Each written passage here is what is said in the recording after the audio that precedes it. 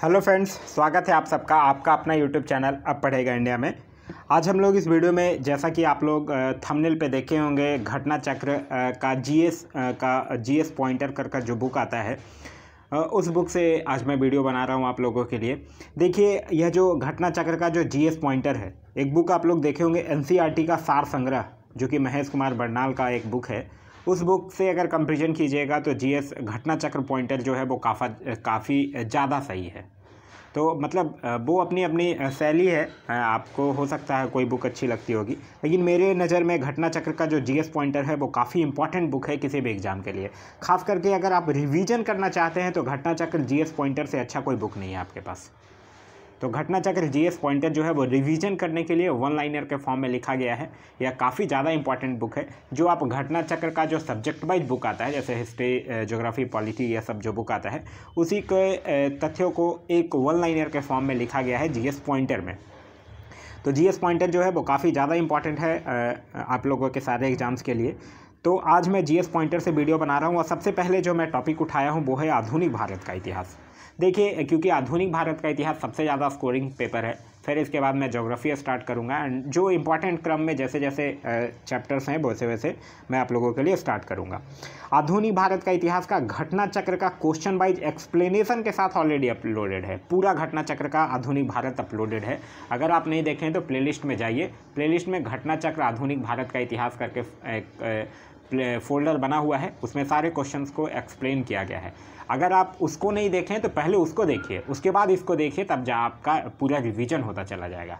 तो मैं आपसे यही गुजारिश करूंगा कि अगर आप पहले उस वीडियो को देखिए, उसके बाद इसको देखिए। तो आइए अब शुरू करते हैं। यह वन लाइनर फॉर्म होगा और ये जो है वो एक रिवीजन बेस्ड वीडियो है। यह इस क्रम में आज पहला वीडियो है। आप लोग कमेंट करके ज़रूर बताइएगा कि क्या जीएस पॉइंटर के बुक को रेगुलर करना है या नहीं। अगर रेगुलर करना है तो आप लोग कमेंट कर दीजिएगा जीएस पॉइंटर रेगुलर। क्लियर है? चलिए,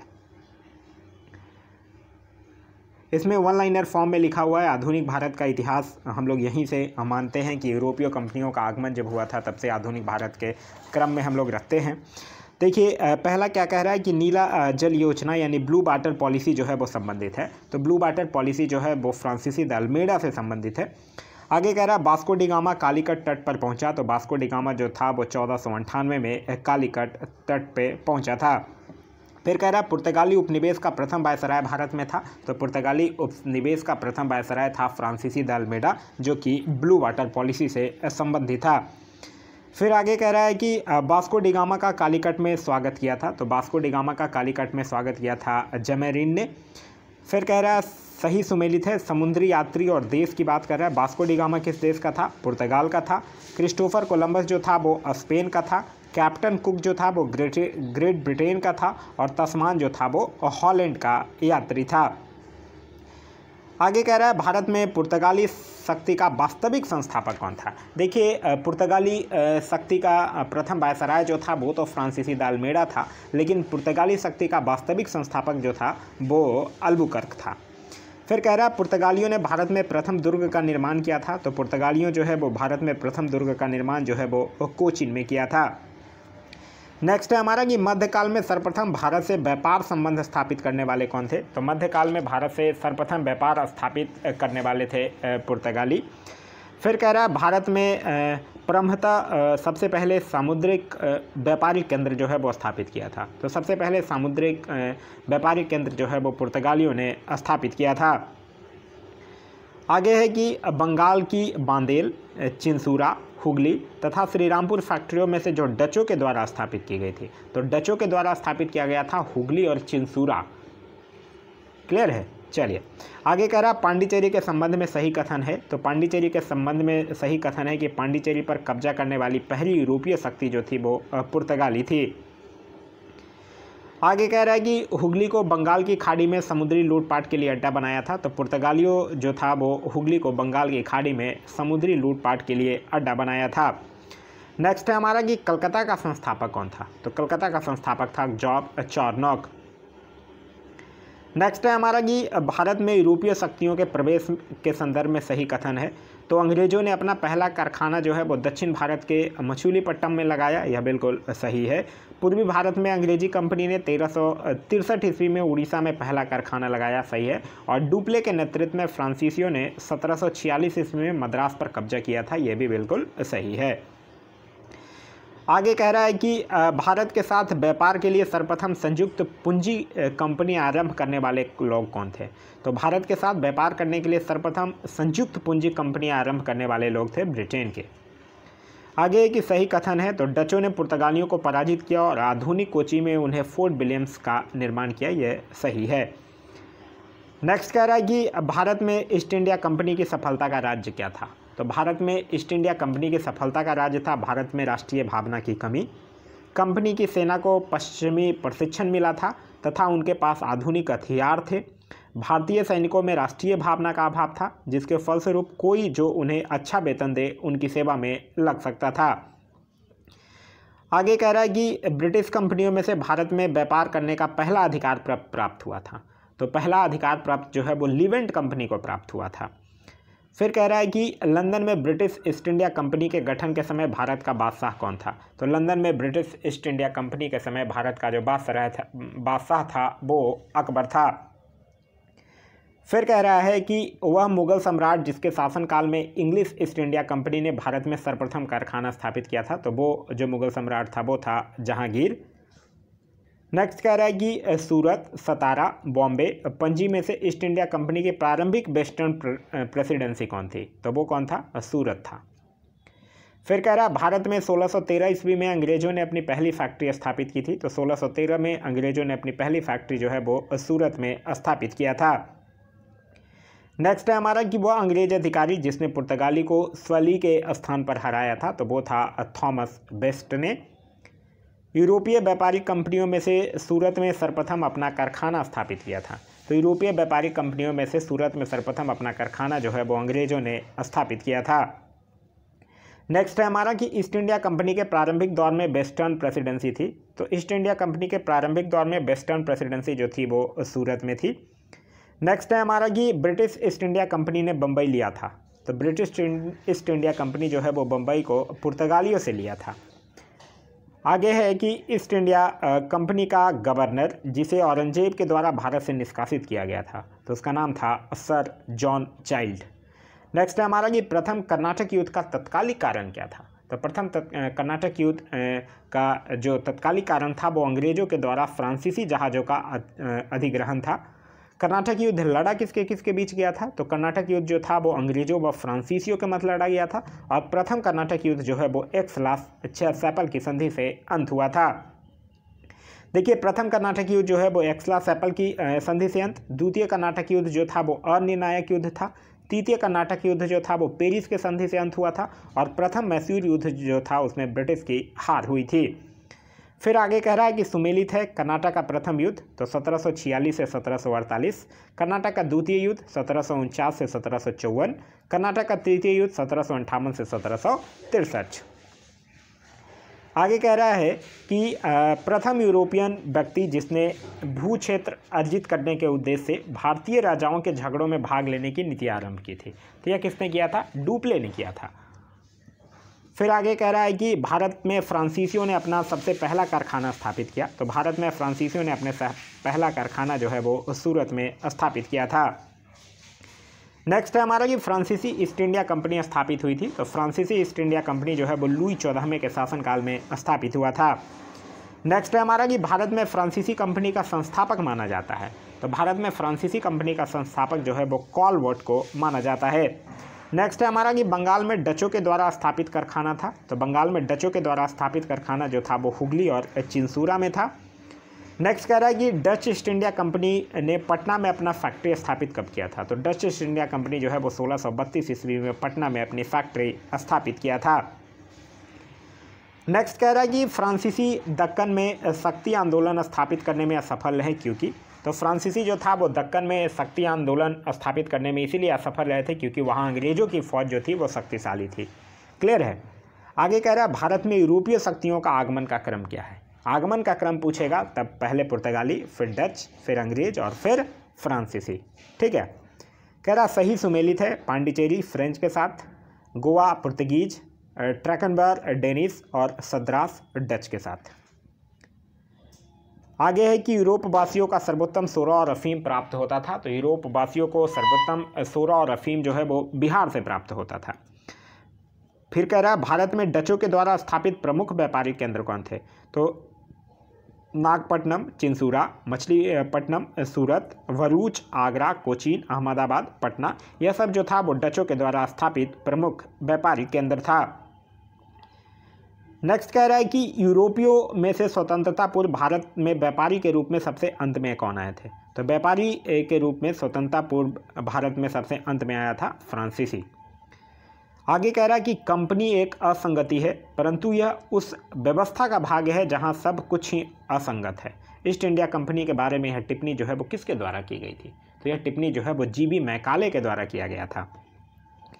आगे कह रहा है कि एक्स ला सापिल 1748 की संधि के संदर्भ में सत्य कथन कौन है? तो इससे अंग्रेजों को मद्रास जो है वो पुनः प्राप्त हुआ था। फिर कह रहा है कि भारत में अंग्रेजों की सफलता तथा फ्रांसीसियों की असफलता के कारण क्या है? तो अंग्रेजों को बंगाल विजय से अपार धन और जनशक्ति का मिलना और अंग्रेजों के बेहतर नौसैनिक ताकत जो थी वो अंग्रेजों की सफलता और फ्रांसीसियों की असफलता का कारण बना था। आगे है कि मुगल सम्राट द्वारा नियुक्त बंगाल का अंतिम गवर्नर कौन था? तो मुगल सम्राट के द्वारा नियुक्त बंगाल का अंतिम गवर्नर था मुर्शीद कुली खान। फिर कह रहा है कि वह युद्ध जिसने भारत में ब्रिटिश प्रभुत्व को प्रारंभ किया, तो ब्रिटिश प्रभुत्व को प्रारंभ किया था भारत में पलासी का युद्ध। आगे कह रहा है कि सिराजुद्दौला जो था वो लॉर्ड क्लाइव द्वारा परास्त हुआ था। तो यही पलासी के युद्ध में सिराजुद्दौला जो था वो लॉर्ड क्लाइव के द्वारा परास्त हुआ था। फिर कह रहा है भारतवर्ष में ब्रिटिश साम्राज्य का संस्थापक कौन था? तो भारतवर्ष में ब्रिटिश साम्राज्य का संस्थापक था लॉर्ड रॉबर्ट क्लाइव। नेक्स्ट कह रहा है अल्बुकर्क, रॉबर्ट क्लाइव, फ्रांसीसी डुप्ले तथा लॉर्ड कॉर्नवालिस में से जिसे स्वर्ग से उत्पन्न सेनानायक कहा गया है वो कौन है? तो स्वर्ग से उत्पन्न सेनानायक जो है वो रॉबर्ट क्लाइव को कहा जाता है। आगे है कि पलासी का युद्ध मैदान अवस्थित है। तो पलासी का युद्ध मैदान जो है वो पश्चिम बंगाल में अवस्थित है। पलासी का युद्ध लड़ा कब गया था? तो पलासी का युद्ध जो है वो 1757 में लड़ा गया था। फिर कह रहा है बंगाल का वह नवाब जिसने अपनी राजधानी जो है वो मुर्शिदाबाद से मुंगेर स्थानांतरित किया था। तो मुर्शिदाबाद से मुंगेर कौन लेके गया था? मीर कासिम लेके गया था। क्लियर है। आगे कह रहा है कि सबसे अधिक निर्णायक युद्ध जिसने अंग्रेजों के भारत में प्रभुत्व को संस्थापित किया था तो वो था बक्सर का युद्ध। फिर कह रहा है बक्सर के युद्ध के समय दिल्ली का शासक कौन था? तो बक्सर के युद्ध के समय दिल्ली का शासक था शाह आलम द्वितीय। फिर कह रहा है बक्सर की लड़ाई के समय बंगाल का नवाब कौन था? तो बक्सर की लड़ाई के समय बंगाल का नवाब जो था वो था मीर जाफ़र। आगे कह रहा है कि इंग्लैंड की ईस्ट इंडिया कंपनी की भारत में प्रथम निर्णायक सैन्य सफलता मानी जाती है। तो बक्सर का युद्ध जो है वो इंग्लैंड की ईस्ट इंडिया कंपनी की भारत में प्रथम निर्णायक सैन्य सफलता जो है वो मानी जाती है। फिर कह रहा है कि ईस्ट इंडिया कंपनी को दीवानी प्रदान की थी। तो ईस्ट इंडिया कंपनी को दीवानी प्रदान किया था शाह आलम द्वितीय ने। नेक्स्ट है हमारा कि 1765 ईस्वी में ईस्ट इंडिया कंपनी को बंगाल की दीवानी प्रदान किसने किया था? तो मुगल सम्राट जो है वो 1765 में ईस्ट इंडिया कंपनी को बंगाल की दीवानी प्रदान किया था। फिर कह रहा है कि वह गवर्नर जिसके कार्यकाल में ईस्ट इंडिया कंपनी को शाह आलम द्वारा बंगाल, बिहार तथा उड़ीसा में दीवानी अधिकार दिए गए थे। तो यह दिया गया था लॉर्ड क्लाइव के द्वारा। क्लियर है। चलिए नेक्स्ट कह रहा है कि सम्राट शाह आलम द्वितीय ने ईस्ट इंडिया कंपनी को बंगाल, बिहार तथा उड़ीसा की दीवानी प्रदान कब किया था? तो जो शाह आलम द्वितीय था वो ईस्ट इंडिया कंपनी को बंगाल, बिहार तथा उड़ीसा की दीवानी जो है वो 12 अगस्त 1765 को प्रदान किया था। फिर है कि इलाहाबाद की संधि के बाद रॉबर्ट क्लाइव ने मुर्शिदाबाद का उपदीवान किसको नियुक्त किया था? तो इलाहाबाद की संधि के बाद रॉबर्ट क्लाइव जो था वो मुर्शिदाबाद का उपदीवान जो है वो मोहम्मद रजा खान को नियुक्त किया था।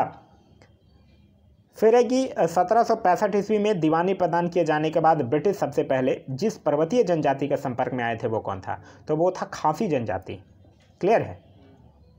फिर कह रहा है अवध सल्तनत के हिंदू नायब वजीर के संदर्भ में सत्य कथन है। राज टिकैत राय नवाब अशफाक उल्लाह के अर्थमंत्री थे। अवध के नवाबों के राज्य में समानता कतिपय हिंदू जातियों के लोगों को उच्च स्थान प्राप्त था। यह जो है वो सही है।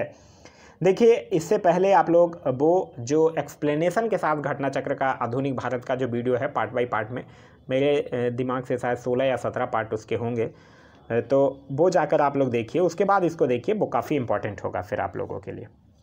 फिर कह रहा है 18वें शतक में भारत में लड़े गए युद्धों का सही कालानुक्रम क्या है। तो अंबर युद्ध, फिर है पलासी युद्ध, फिर वांडीवास युद्ध और फिर उसके बाद बक्सर युद्ध। कह रहा वांडीवास का युद्ध कब, 1760 में। और हुआ क्या था इसमें, ब्रिटिश जो है वो फ्रेंच को हराया था। फिर कह रहा है कि वह फ्रांसीसी सेनापति जो 1760 के वांडीवास युद्ध में पराजित हुआ था। तो फ्रांसीसी सेनापति जो 1760 के वांडीवास युद्ध में पराजित हुआ था उसका नाम था काउंट लाली। आगे कह रहा है कि सही सुमेलित युग में है। बक्सर का युद्ध जो है वो मीर कासिम और ईस्ट इंडिया कंपनी के बीच, वांडीवास का युद्ध जो है वो फ्रांसीसी विरुद्ध ईस्ट इंडिया कंपनी, चिलैयावाला का युद्ध जो है वो डलहौजी के विरुद्ध सिख, और खुर्दा का युद्ध जो है वो निजाम के विरुद्ध मराठे। और भारत में आगे कह रहा है कि भारत में अंग्रेजों का सर्वाधिक विरोध किया गया था। तो भारत में अंग्रेजों का सर्वाधिक विरोध जो है वो मराठों के द्वारा किया गया था। क्लियर है। आगे है कि दिल्ली, काबुल, मकराना तथा श्रीनगर में श्री रंजीत सिंह के राज्य में सम्मिलित था। तो श्रीनगर जो था वो रंजीत सिंह के राज्य में सम्मिलित था। फिर कह रहा है रंजीत सिंह संबंधित थे। तो रंजीत सिंह जो थे वो सुकुर चाकिया मिसल से संबंधित थे। नेक्स्ट कह रहा है महाराणा रंजीत सिंह के राज्य की राजधानी थी। तो रंजीत सिंह के राज्य की राजधानी थी लाहौर। आगे है कि रंजीत सिंह ने सुप्रसिद्ध कोहनूर हीरा प्राप्त किया था। तो रंजीत सिंह जो है वो कोहनूर हीरा जो है वो शाह सूजा से प्राप्त किया था। नेक्स्ट कह रहा है कि ईश्वर की इच्छा थी कि मैं सब धर्मों के को एक निगाह से देखूं, इसलिए उसने मेरी दूसरी आंख की रोशनी ले ली। यह कथन किसका था? तो यह कथन जो था वो महाराजा रंजीत सिंह का ही था। क्लियर है। आगे कह रहा है कि महाराजा रंजीत सिंह के उत्तराधिकारी थे। तो महाराजा रंजीत सिंह के उत्तराधिकारी थे खड़क सिंह। फिर कह रहा है सिख राज्य का अंतिम राजा था। तो सिख राज्य का अंतिम राजा था दलीप सिंह। नेक्स्ट है कि पंजाब के पूर्व महाराजा दलीप सिंह के विषय में 23 अक्टूबर 1893 को उनका निधन जो है वो पेरिस में हुआ। नासिक में उनकी अंत्येष्टि हुई। उन्होंने कभी भी सिख धर्म नहीं छोड़ा था, वो कभी भी रूस नहीं गए थे। में से सही कथन कौन है? तो देखिए ये इसमें से सही सिर्फ और सिर्फ यही है कि 23 अक्टूबर 1893 को उनका निधन जो है वो पेरिस में हुआ था। बाद बाकी जो है वो गलत है। नेक्स्ट कह रहा है कि पंजाब के विलय के पश्चात पंजाब पर शासन करने के लिए 3 के परिषद के सदस्य थे। तो कौन थे? सर हेनरी लॉरेंस अध्यक्ष थे, जॉन लॉरेंस और चार्ल्स ग्रेनविल मानसेल जो थे वो उसके सदस्य थे।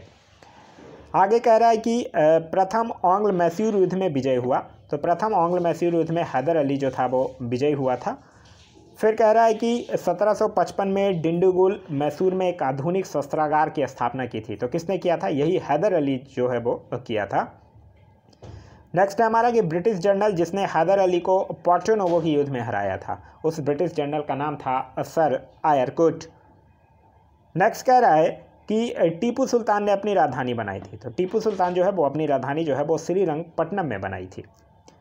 नेक्स्ट है कि वह भारतीय शासक जिसने विदेशों में आधुनिक पद्धति से दूतावास स्थापित किए थे। तो वह भारतीय शासक कौन था? टीपू सुल्तान ही था जिसने विदेशों में आधुनिक पद्धति से दूतावास जो है वो स्थापित किया था।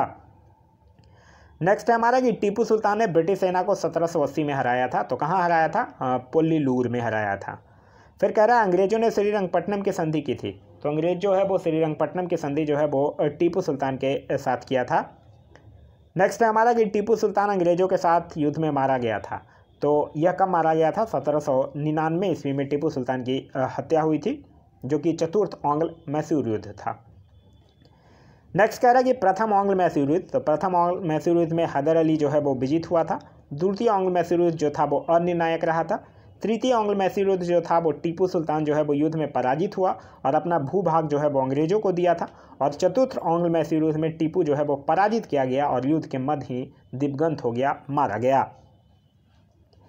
आगे कह रहा है कि सुमेलित है। इलाहाबाद की संधि कब? 1765 में।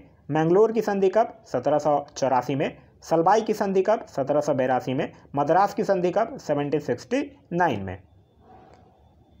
नेक्स्ट कह रहा है कि बेगम समरू ने एक अति प्रसिद्ध चर्च का निर्माण करवाया था। तो बेगम समरू जो है वो एक अति प्रसिद्ध चर्च का निर्माण सरघाना में करवाया था। फिर कह रहा है सही कथन है, महाराजा रंजीत सिंह ने लाहौर में तोपों के निर्माण के लिए आधुनिक ढलाई खाने स्थापित किए। आमेर में सवाई जन सिंह ने यूक्लिड के रेखागणित के तत्वों का संस्कृत में अनुवाद करवाया। फिर है कि मैसूर में टीपू सुल्तान ने श्रृंगेरी मंदिर में देवी शारदा की मूर्ति के निर्माण के लिए धन्य दिया। ये सब जो है वो सही कथन है। आगे कह रहा है कि सही कथन है, तो पलासी के युद्ध में सिराजुद्दौला की पराजय के लिए मीर जाफर ने अंग्रेजों के साथ मिलकर षड्यंत्र रचा था। यह जो है वो बिल्कुल सही है। फिर कह रहा है कि अंग्रेजी ईस्ट इंडिया कंपनी के कंट्रोल के खिलाफ बगावत नहीं की थी। तो अंग्रेजी ईस्ट इंडिया कंपनी के कंट्रोल के खिलाफ बगावत नहीं किया था हैदराबाद राज के निजाम ने। फिर आगे कुछ क्वेश्चंस दिए हुए हैं गवर्नर जनरल और वायसराय से संबंधित। कह रहा है सही कथन है, तो जन प्रशासन की नींव वारेन हेस्टिंग्स के द्वारा मजबूती से रखी गई, जिस पर ऊपरी संरचना कॉर्नवालिस ने की थी। बिल्कुल सही है। कह रहा है ईस्ट इंडिया कंपनी की असैनिक और सैनिक सुधार करने का श्रेय जो है वो लॉर्ड क्लाइव को था। यह भी बिल्कुल सही है। लॉर्ड डलहौजी ने व्यपगत के सिद्धांत के आधार पर ब्रिटिश साम्राज्य के समृद्ध क्षेत्र जोड़े। यह भी बिल्कुल सही है। आगे कुछ और सत्य कथन के बारे में कह रहा है, बंगाल का पहला गवर्नर रॉबर्ट क्लाइव था। सही है। बंगाल का प्रथम गवर्नर जनरल वारेन हेस्टिंग्स था। बिल्कुल सही है। और भारत का प्रथम governor general lord William Bentinck था। देखिए, बंगाल का पहला governor general Robert Clive, Bengal का प्रथम गवर्नर जनरल था वारेन हेस्टिंग्स और भारत का प्रथम गवर्नर जनरल था लॉर्ड विलियम बेंटिक। आगे कह रहा है कि घटनाओं के घटित होने का कालानुक्रम है। बक्सर का युद्ध कब? 1764 में 22 अक्टूबर। और इसमें क्लाइव का पुनः भारत आगमन कब हुआ था? क्लाइव का पुनः भारत आगमन हुआ था 1765 में। इलाहाबाद की संधि कब? 1765 में। वारेन हेस्टिंग्स कब गवर्नर बना? तो 1774 में। आगे कह रहा है कि भारत में ब्रिटिश साम्राज्य का संस्थापक था। तो भारत में ब्रिटिश साम्राज्य का जो संस्थापक था वो था लॉर्ड क्लाइव। फिर कह रहा है कि बंगाल में द्विशासन प्रणाली लागू की गई। तो बंगाल में द्विशासन प्रणाली जो है वो रॉबर्ट क्लाइव के द्वारा ही लागू किया गया था। नेक्स्ट है कि कथन और कारण कह रहा है कि बंगाल की एशियाटिक सोसाइटी की स्थापना जो है वो वारेन हेस्टिंग्स के काल में हुई थी और उसने सर विलियम जोन्स के पक्ष में उक्त विगत संस्था की अध्यक्षता का प्रस्ताव जो है वो अस्वीकार कर दिया था। ये बिल्कुल सही है। फिर कह रहा है कि वारेन हेस्टिंग्स स्वयं एक उद्भट विज्ञान तथा प्राच्य विद्या का प्रखर समर्थक था, जो संस्कृत, फारसी व अरबी के अध्ययन को प्रोत्साहित करता था। तो ये भी बिल्कुल सही है। कथन और कारण दोनों सत्य हैं और कारण जो है वो कथन का सही स्पष्टीकरण भी है। आगे कह रहा है कि कलकत्ता में एशियाटिक सोसाइटी की स्थापना के समय बंगाल का गवर्नर जनरल था। तो कलकत्ता में एशियाटिक सोसाइटी की स्थापना के समय बंगाल का गवर्नर जनरल जो था वो लॉर्ड वारेन हेस्टिंग्स था। फिर कह रहा है सुरक्षा प्रकोष्ठ की नीति संबंधित है। तो सुरक्षा प्रकोष्ठ की नीति जो है वो वारेन हेस्टिंग्स से संबंधित है।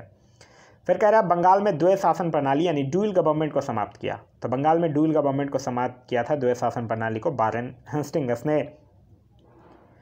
नेक्स्ट कह रहा है कि वह गवर्नर जनरल जिस पर ब्रिटिश संसद में महाभियोग का मुकदमा चलाया गया था। तो यही वारेन हेस्टिंग्स ही था जिस पर ब्रिटिश संसद में महाभियोग का मुकदमा चलाया गया था। कुछ घटनाएं दिए हुए हैं और उनके वर्ष दिए हुए हैं। बक्सर का युद्ध कब? 1764 में। सहायक संधि कब? 1798 में। भारत में ईस्ट इंडिया कंपनी का एकाधिकार 1833 में। ब्रिटिश नागरिकों एवं कंपनियों के लिए भारत में व्यापार का खोला जाना कब? 1813 में। नेक्स्ट कह रहा है कि भारत में न्यायिक संगठन की स्थापना किसने की थी? तो भारत में न्यायिक संगठन की स्थापना जो है वो लॉर्ड कॉर्नवालिस के द्वारा किया गया था।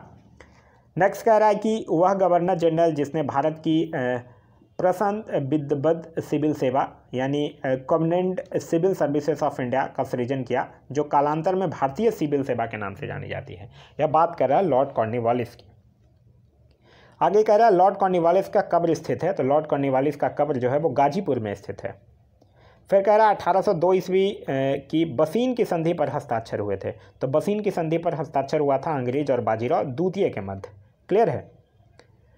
नेक्स्ट कह रहा है कि लॉर्ड बेलेचली की सहायक संधि को स्वीकार करने वाला पहला मराठा सरदार कौन था? तो सहायक संधि स्वीकार करने वाला पहला मराठा सरदार जो था वो था पेशवा बाजीराव द्वितीय। नेक्स्ट है कि सहायक संधि को क्रियान्वित किया गया। तो सहायक संधि को लॉर्ड बेलेचली के कार्यकाल में क्रियान्वित जो है वो किया गया। इससे पहले फ्रांसीसी गवर्नर डुप्ले के द्वारा भी शुरू किया गया होगा। ये सब चीज़ आपको मैं ऑलरेडी पढ़ा चुका हूँ। कह रहा है सहायक संधि व्यवस्था को स्वीकार करने वाला प्रथम भारतीय देशी शासक कौन था? तो सहायक संधि व्यवस्था को स्वीकार करने वाला प्रथम भारतीय देशी शासक था हैदराबाद का निजाम। नेक्स्ट कह रहा है हैदराबाद, मैसूर, अवध तथा सिंधिया में लॉर्ड बेलेस्ली के साथ सहायक संधि करने वाले राज्यों का सही कालानुक्रम कौन है? तो सबसे पहले हैदराबाद, फिर मैसूर, फिर अवध, फिर सिंधिया। क्लियर है। नेक्स्ट कह रहा है कि सुगौली की संधि हुई थी, तो सुगौली की संधि कब हुई थी? 1815 ईस्वी में सुगौली की संधि जो है वो हुई थी। नेक्स्ट है हमारा कि सहायक संधि को स्वीकार करने वाला पहला शासक कौन था? तो सहायक संधि को स्वीकार करने वाला पहला शासक था अवध का नवाब।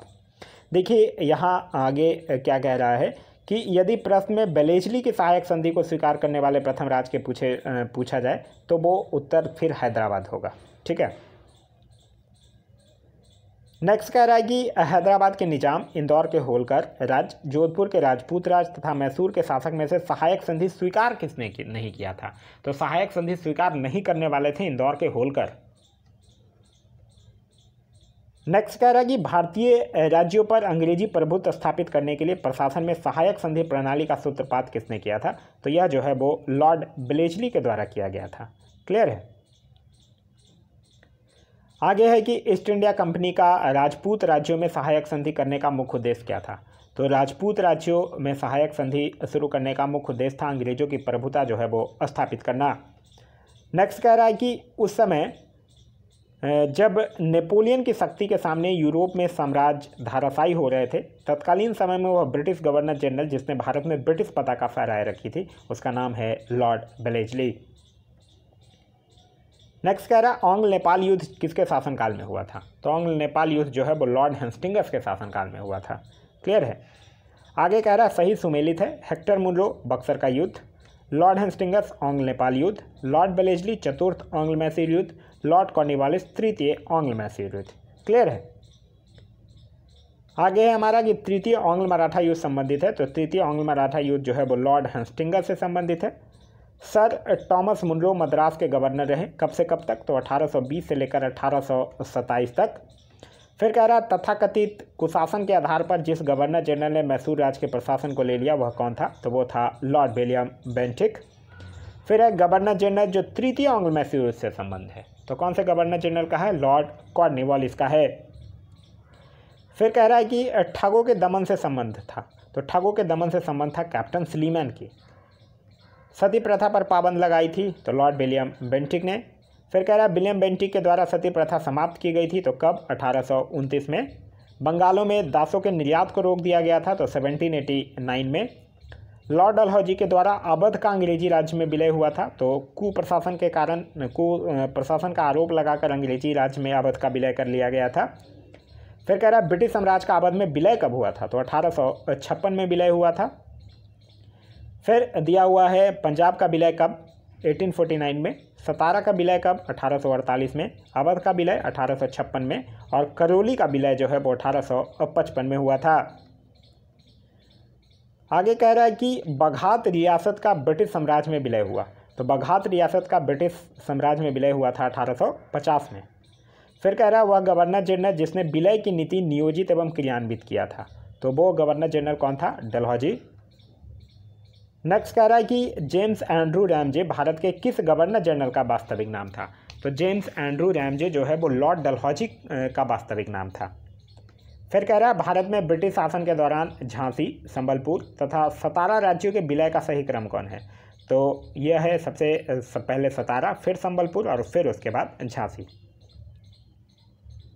नेक्स्ट है हमारा कि अंग्रेजों के द्वारा सिंध विजय संपन्न हुई, तो अंग्रेजों के द्वारा सिंध विजय जो है वो लॉर्ड एरनबरो के समय संपन्न हुई थी, विजय संपन्न हुआ था। फिर है कि सिंध पर ब्रिटिश ने कब कब्जा किया था? तो 1843 ईस्वी में सिंध पर ब्रिटिश जो है वो कब्जा किया था।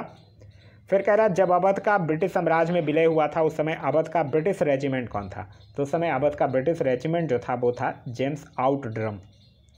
फिर कह रहा है भारत में प्रथम रेलवे लाइन जिस ब्रिटिश गवर्नर के समय बिछाई गई थी वो कौन था? तो लॉर्ड डलहौजी को ही भारत में रेलवे का जनक जो है वो माना जाता है। नेक्स्ट कह रहा है कि भारत में प्रथम रेल लाइन का निर्माण हुआ था, तो भारत में प्रथम रेल लाइन का निर्माण जो है वो बम्बई और थाने के बीच 1853 में। वही भारत की पहली रेलवे लाइन की शुरुआत तो 1853। नेक्स्ट है हमारा कि वह कंपनी जिसने सर्वप्रथम भारत में रेल यात्रा प्रारंभ की थी, तो उस कंपनी का नाम था great Indian peninsula railway. Next है कि ब्रिटिश भारतीय राज्य क्षेत्र का अंतिम प्रमुख विस्तार हुआ, तो ब्रिटिश भारतीय राज क्षेत्र का अंतिम प्रमुख विस्तार जो है वो लॉर्ड डफरीन के समय हुआ था। क्लियर है। आगे कह रहा है कि पब्लिक वर्क्स डिपार्टमेंट को 1845-1855 के दौरान स्वरूप देने वाले कौन थे, तो उनका नाम था लॉर्ड डलहौजी। नेक्स्ट है हमारा कि विधवा पुनर्विवाह अधिनियम जो है वो क्रियान्वित किया गया। तो विधवा पुनर्विवाह अधिनियम जो है वो लॉर्ड कैनिंग के शासनकाल के समय क्रियान्वित जो है वो किया गया। नेक्स्ट कह रहा है 1 नवंबर 1858 को महारानी विक्टोरिया के घोषणा पत्र जो है वो इलाहाबाद में पढ़कर सुनाया गया। तो किसने सुनाया था? लॉर्ड कैनिंग ने सुनाया था। कह रहा भारत का प्रथम वायसराय था, तो भारत का प्रथम वायसराय जो था वो लॉर्ड कैनिंग ही था। फिर कह रहा अपने पुत्र के स्थान पर दूसरे उत्तराधिकारी को गोद लेने के अधिकार को पुनः स्थापित किया गया था। तो कब? 1858 की जो समाग्री की घोषणा हुई थी उसी में यह जो है वो किया गया था। कह रहा महारानी विक्टोरिया को भारत की समाग्री नियुक्त किया गया था। तो 1877 में महारानी विक्टोरिया की भारत को समाग्री जो है वो नियुक्त किया गया था। नेक्स्ट कह रहा है कि वह गवर्नर जनरल जिसने भारत में दास प्रथा को समाप्त किया था। तो भारत में दास प्रथा को समाप्त किसने किया था? यह किया था लॉर्ड एलनबरो ने। क्लियर है। आगे कह रहा है सही सुमेलित युग है। लॉर्ड कॉर्नवालिस किससे? अस्थायी बंदोबस्त से संबंधित है। लॉर्ड बेलेजली सहायक संधि से संबंधित है। Lord Dalhousie doctrine of labs यानी व्यापकत के सिद्धांत से संबंधित है। लॉर्ड कैनिंग 1857 के विद्रोह से संबंधित है। लॉर्ड हेस्टिंग्स तृतीय एंग्लो मराठा युद्ध से संबंधित है। लॉर्ड विलियम बेंटिक जो कि 1829 के 17वें रेगुलेशन से संबंधित है। आगे कि अस्थायी बंदोबस्त प्रारंभ किया गया था। तो अस्थायी बंदोबस्त किसके समय? लॉर्ड कॉर्नवालिस के शासनकाल में प्रारंभ जो है वो किया गया था। फिर है पेशवाई को समाप्त किया गया था। तो 1818 ईस्वी में पेशवाई को समाप्त किया गया था। फिर कह रहा सही सुमेलित है सर जॉन सॉर निष्क्रियता। लॉर्ड एलनबरो सिंध का विलय। लॉर्ड डलहौजी अवध के विलय से संबंधित है। और लॉर्ड बेलेजली जो है वो चतुर्थ एंग्लो मैसूर युद्ध से संबंधित है। नेक्स्ट कह रहा है कि सही सुमेलित है लॉर्ड डलहौजी अवध का विलीनीकरण। लॉर्ड डफरीन भारतीय राष्ट्रीय कांग्रेस की स्थापना। Lord William Bentinck charter act 1833 का पारित होना। लॉर्ड लिटन द्वितीय अफगान युद्ध का प्रारंभ होना जो है वो लॉर्ड लिटन से संबंधित है। नेक्स्ट कह रहा है कि राजपुताना की देसी रियासतों के साथ वर्ष 1817-18 की अधीनस्थ संधि की बातचीत किसने किया था? तो यह किसने किया था? चार्ल्स मेडकॉफ ने किया था। क्लियर है। फिर कह रहा है वह गवर्नर जनरल जो चतुराईपूर्ण निष्क्रियता की नीति के साथ जुड़ा हुआ है। तो उसका नाम क्या है? उसका नाम था जॉन लॉरेंस। नेक्स्ट कह रहा है कि भारत में अंग्रेजों के समय प्रथम जनगणना हुई थी। तो लॉर्ड मेयो के कार्यकाल में जो है वो प्रथम जनगणना जो है वो हुई थी। नेक्स्ट कह रहा है कि वह वायसराय जिसकी हत्या अंडमान निकोबार द्वीप समूह में जब वो भ्रमण पे थे एक दंडित अपराधी के द्वारा किया गया था। तो यही लॉर्ड मेयो की ही हत्या कर दी गई थी। आगे कह रहा है कि अफगानिस्तान के प्रति एक जोश भरी अग्र फॉरवर्ड नीति का अनुसरण करने वाला गवर्नर जनरल कौन था? तो वो था लॉर्ड लिटन। कह रहा भारत का वायसराय सबसे दीर्घ काल तक कौन रहा? तो वो रहा लॉर्ड लिंथिंगो। फिर लॉर्ड कर्जन द्वितीय सर्वाधिक कार्यकाल जो है वो लॉर्ड कर्जन का था और प्रथम जो था वो लॉर्ड लिंथिंगो का था। नेक्स्ट कह रहा है कि भारत में अस्थायी स्वशासी संस्थाएं 1882 ईस्वी में सशक्त की गई किसके द्वारा? तो लॉर्ड रिपन के द्वारा। नेक्स्ट है हमारा कि इल्बर्ट बिल विवाद का संबंध था। तो इल्बर्ट बिल विवाद का संबंध था कि यूरोप के लोगों के मामले की सुनवाई करने के लिए भारतीय न्यायाधीशों पर लगाई गई अयोग्यता को हटाए जाने से। नेक्स्ट है कि महिलाओं तथा बच्चों की कार्य अवधि के घंटों को सीमित करने तथा स्थानीय शासन को आवश्यक नियम बनाने के लिए प्राधिकृत करने के लिए प्रथम फैक्ट्री अधिनियम का भी ग्रहण किया गया। तो यह जो है वो लॉर्ड रिपन के शासनकाल में किया गया था। नेक्स्ट कह रहा है भारत में स्थानीय स्वतंत्र शासन का जनक किसको माना जाता है? तो लॉर्ड रिपन को ही माना जाता है। देखिए आगे बढ़ने से पहले मैं आप लोगों से ज़रूर कहूँगा कमेंट करके आप लोग ज़रूर बता दीजिएगा कि जीएस पॉइंटर सीरीज को रेगुलर करना है कि नहीं। अगर रेगुलर करना है तो आप लोग ज़रूर कमेंट कर दीजिएगा कि जीएस पॉइंटर को रेगुलर करना है। चलिए आगे कह रहा है कि कौन कौन सही किससे? तो बंगाल में दोहरा शासन किससे सुमेलित है? क्लाइव से होगा। अंग्रेजी शिक्षा लॉर्ड विलियम बेंटिक से। प्रेस पर प्रतिबंध हटाया कौन था? तो चार्ल्स मेडकॉफ। सती प्रथा का निषेध जो है वो लॉर्ड विलियम बेंटिक के द्वारा। स्वायत्त शासन जो है वो लॉर्ड रिपन के द्वारा। और बंगाल का विभाजन के समय जो गवर्नर जनरल था वो था लॉर्ड कर्जन। आगे कह रहा है भारतीय पुरातत्व सर्वेक्षण की स्थापना हुई थी। तो भारतीय पुरातत्व सर्वेक्षण की स्थापना जो है वो लॉर्ड कर्जन के शासनकाल में हुआ था। आगे के प्राचीन स्मारक संरक्षण एक्ट पारित हुआ था। तो प्राचीन स्मारक संरक्षण एक्ट जो है वो लॉर्ड कर्जन के शासनकाल में पारित हुआ था। आगे है कि भारत में कर्जन के प्रशासन की तुलना औरंगजेब से की थी किसने? तो गोपाल कृष्ण गोखले जो है वो कर्जन की प्रशासन की तुलना जो है वो औरंगजेब से किया था। आगे है कि इंपीरियल कैडेट कॉर्प्स की स्थापना किसने किया था? तो लॉर्ड कर्जन जो था वो इंपीरियल कैडेट कॉर्प्स की स्थापना जो है वो किया था। फिर कह रहा है भारत में ब्रिटिश साम्राज्य के दौरान lord Curzon, lord Chelmsford, lord Hardinge और लॉर्ड इरविन वायसराय का सही कालानुक्रम है। तो सही कालानुक्रम है किसका? सबसे पहले लॉर्ड कर्जन, फिर लॉर्ड हार्डिंग, फिर लॉर्ड चैम्सफोर्ड, फिर लॉर्ड इरविन।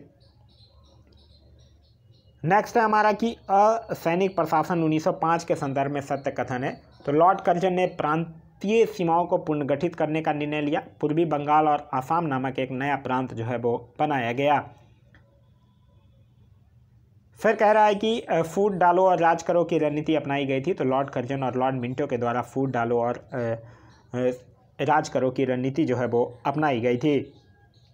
नेक्स्ट है कि मुझे विश्वास है कि कांग्रेस अपने विनाश की तरफ जा रही है और मेरी यह बड़ी इच्छा भारत में रहते होगी कि इसके शांति प्रिय निधन के लिए मैं इसका सहायक बनूं।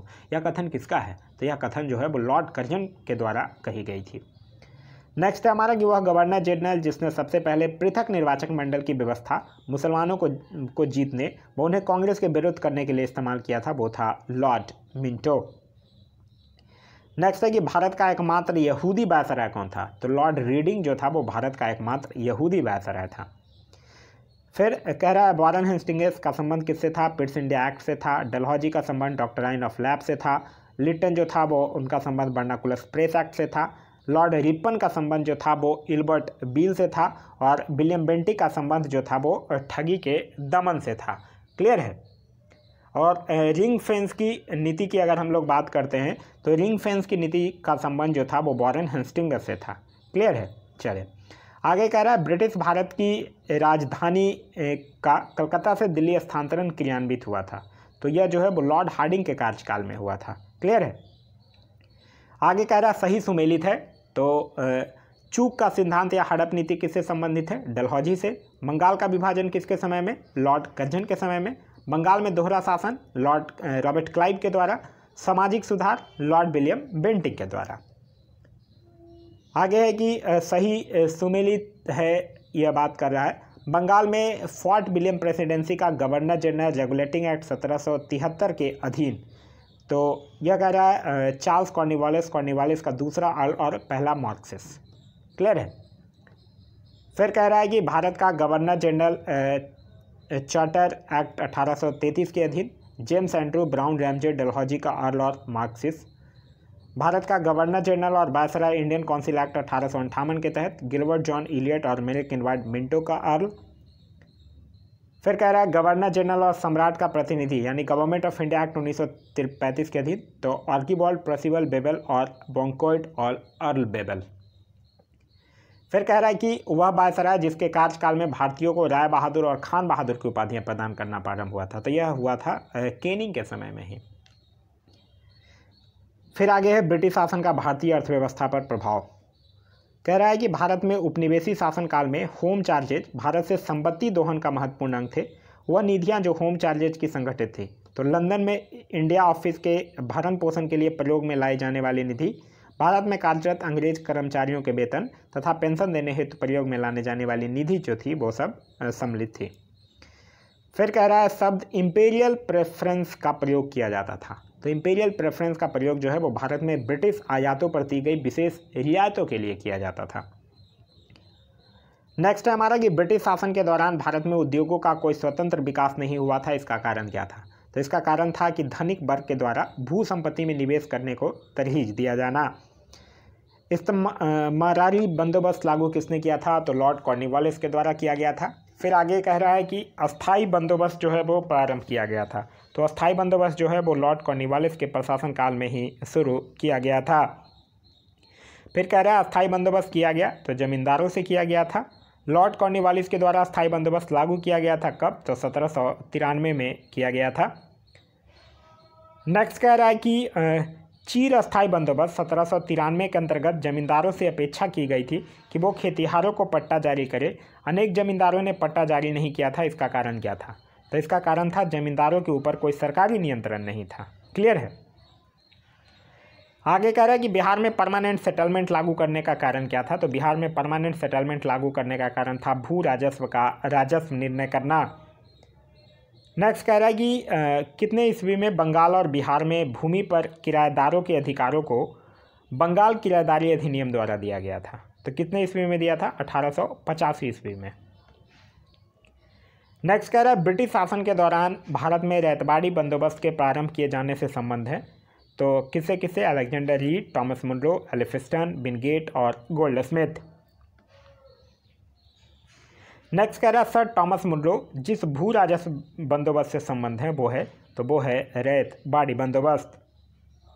नेक्स्ट कह रहा है अंग्रेजों ने रैयतवाड़ी बंदोबस्त लागू किया था। तो अंग्रेजों जो हैं वो मद्रास और बम्बई प्रेसिडेंसी में रैयतवाड़ी बंदोबस्त को लागू किया था। नेक्स्ट कह रहा है कि अंग्रेजों ने रैयतवाड़ी व्यवस्था सर्वप्रथम कहाँ शुरू की थी? तो सर्वप्रथम शुरू किया था मद्रास प्रेसिडेंसी में। क्लियर है। कह रहा है ब्रिटिश व्यवस्था में रैयतवाड़ी भू राजस्व संग्रह जो वो प्रचलित था। तो दक्षिणी तथा पश्चिमी भारत में प्रचलित था। नेक्स्ट है हमारा कि रैयतवाड़ी बंदोबस्त के संदर्भ में सही कथन है। तो किसानों के द्वारा लगान जो है वो सीधे सरकार को दिया जाता था।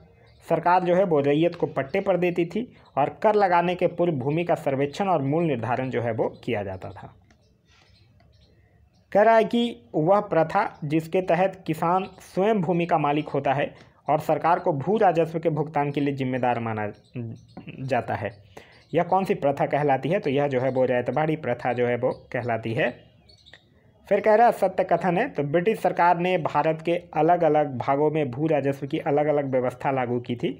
इससे भारतीय किसानों में अलग अलग वर्ण बन गए थे। ये सही है। नेक्स्ट कह रहा है कि असम में सर्वप्रथम चाय कंपनी की स्थापना कब हुई थी? तो असम में 1839 में सर्वप्रथम चाय कंपनी की स्थापना जो है वो हुई थी। फिर कह रहा है पंजाब भूमि हस्तांतरण अधिनियम पारित किया गया था। तो 1900 में पंजाब भूमि हस्तांतरण अधिनियम जो है वो पारित किया गया था। कह रहा है जजमानी व्यवस्था से संबंधित राज्य कौन है? तो उत्तर भारत। मारा बलूट व्यवस्था से संबंधित राज्य महाराष्ट्र। मिरासी से संबंधित राज्य तमिलनाडु और अडाड़े से संबंधित राज्य जो है वो कर्नाटक है। क्लियर है। नेक्स्ट कह रहा है दादा भाई नौरोजी द्वारा प्रतिपादित अपवाह सिद्धांत यानी ड्रेन थ्योरी की सही परिभाषा क्या है? तो ड्रेन थ्योरी की सही परिभाषा है कि भारत की राष्ट्रीय संपदा का एक भाग अथवा कुल वार्षिक उत्पाद ब्रिटेन को निर्यात कर दिया जाता था, जिसके लिए भारत का कोई वास्तविक प्रतिफल जो है वो नहीं मिलता था।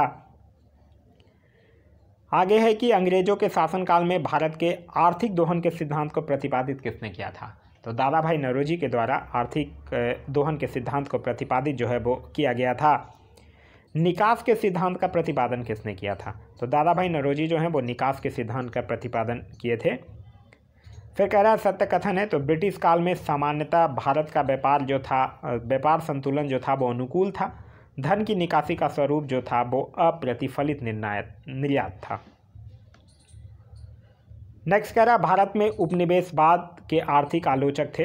तो दादा भाई नौरोजी, जी सुब्रमण्यम अय्यर और आर.सी. दत्त जो थे वो उपनिवेशवाद के आर्थिक आलोचक थे। नेक्स्ट कह रहा है कि बाल गंगाधर तिलक, आर.सी. दत्त, एम.जे. रनाड़े तथा सर सैयद अहमद खान में से दादा भाई नौरोजी के उत्सारण सिद्धांत यानी ड्रेन थ्योरी में विश्वास नहीं करता था। तो सर सैयद अहमद खान जो थे वो दादा भाई नौरोजी के ड्रेन थ्योरी में विश्वास जो है वो नहीं रखते थे। नेक्स्ट कह रहा है property and the un British rule in India नामक पुस्तक किसके द्वारा लिखी गई है? तो यह जो है वो दादा भाई नौरोजी के द्वारा लिखी गई पुस्तक है। नेक्स्ट कह रहा है ब्रिटिश हाउस ऑफ कॉमन्स में चुने जाने वाले दादा भाई नौरोजी प्रथम भारतीय थे जिन्होंने किस दल के टिकट पर चुनाव लड़ा था? तो वो उदारवादी दल के टिकट पर चुनाव लड़े थे। आगे कह रहा है कि दादा भाई नौरोजी की भारतीय राष्ट्रीय आंदोलन को सर्वाधिक देन थी। तो उन्होंने इस बात को अभिव्यक्त किया था कि ब्रिटेन जो है वो भारत का आर्थिक शोषण कर रहा है। नेक्स्ट कह रहा है कि भारत में ब्रिटिश आर्थिक नीति घिनौनी है, यह विचार व्यक्त किसने किया था? तो यह विचार जो है वो कार्ल मार्क्स के द्वारा व्यक्त किया गया था। फिर कह रहा है ब्रिटिश शासन के समय अर्थव्यवस्था को खोखला करने यानी इकोनॉमिक ड्रेन के सिद्धांत के बारे में पुस्तक लिखे थे। तो किसने लिखा था? दादा भाई नौरोजी ने लिखा था। नेक्स्ट है हमारा अनुद्योगीकरण के संदर्भ में सत्य कथन है। तो यह प्रक्रिया जो है वो 1813 में प्रारंभ हुई। ईस्ट इंडिया कंपनी के व्यापारिक एकाधिकारों की समाप्ति ने इस प्रक्रिया को तेज किया था। नेक्स्ट कह रहा है दक्षिण भारत में सिंचाई व्यवस्था के अग्रदूत माने जाते हैं। तो सर आर्थर कॉटन, इनको जो है वो दक्षिण भारत में सिंचाई व्यवस्था का अग्रदूत जो है वो माना जाता है। फिर कह रहा है कि ईस्ट इंडिया कंपनी के भारतीय एजेंट थे। तो ईस्ट इंडिया कंपनी के भारतीय एजेंट थे बेनियान। नेक्स्ट कह रहा है कि आर्थिक तौर पे 19वीं शताब्दी में भारत पर अंग्रेजी शासन का एक परिणाम था भारतीय कृषि का वाणिज्यीकरण। कह रहा है वह कथन जो औद्योगिक क्रांति के द्वारा 19वीं शताब्दी के पूर्वार्ध में भारत पर बड़े प्रभाव का सही व्याख्या करता है वो था भारतीय दस्तकारी उद्योग नष्ट हो गए थे। यह जो है वो औद्योगिक क्रांति के द्वारा 19वीं शताब्दी के पूर्वार्ध में भारत पर बड़े प्रभाव की सही व्याख्या करता है। तो यह था हमारा आज का वीडियो। आज का वीडियो आप लोगों को कैसा लगा कमेंट करके ज़रूर बताइएगा। इसका भी आगे जो नेक्स्ट पार्ट होगा वो आप लोगों को अवेलेबल करा दिया जाएगा, लेकिन आप लोग कमेंट करके ज़रूर बता दीजिएगा अगर आप लोगों को चाहिए होगा तो कि जीएस पॉइंटर को रेगुलर करना है या नहीं करना है। आप लोग कमेंट करके ज़रूर बता दीजिएगा। यह वीडियो जो है वो आप लोगों के रिवीजन के लिए बेस्ट वीडियो है। अगर आप लोगों को यह पसंद आया तो एक लाइक ज़रूर कर दीजिएगा। यह वीडियो आप लोगों को अच्छा लगा तो अपने दोस्तों के साथ शेयर करना ना भूलें। अभी तक आप इस चैनल पर नए हैं या चैनल को सब्सक्राइब नहीं किया है तो चैनल को सब्सक्राइब कर लीजिए और साथ ही साथ बेल आइकन दबा लीजिए ताकि हमारे सारे वीडियो के नोटिफिकेशन जो है वो आपको मिलते रहें। Thanks for watching.